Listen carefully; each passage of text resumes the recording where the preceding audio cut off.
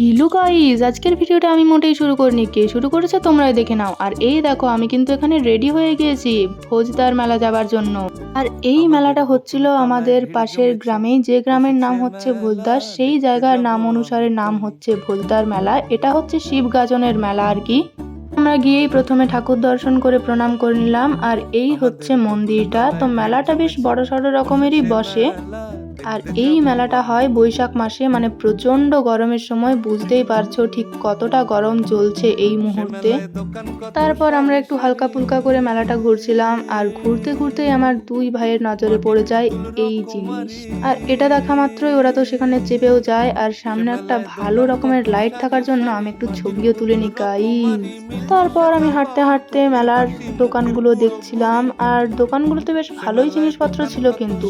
তারপর মেলা ঘুরতে ঘুরতে আমার খিদে পেয়ে যায়, আর আমি চলে যাই এই দোকানটাতে। আর এই দোকানটার থেকে আমি নিয়ে নিই পাপড়ি চাট।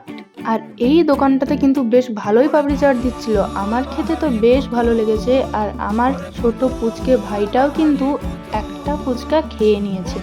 তারপর আমার প্রচন্ড গরম লাগছিল, গ্রীষ্মকাল বুঝতেই তো পারছো। তো সেই জন্য আমি খেয়ে নিলাম একটা আইসক্রিম। আর আইসক্রিম খেতে খেতে আমি আবার একটু মেলা ঘুরে নিলাম। আর হ্যাঁ, এই মেলাতে কিন্তু কোরিয়ান ইয়াররিংস আর কোরিয়ান ক্লিপের কালেকশনও ভালো ছিল। আর আমি এই ক্লিপ দুটো কিনেছি, কেমন হয়েছে জানিও।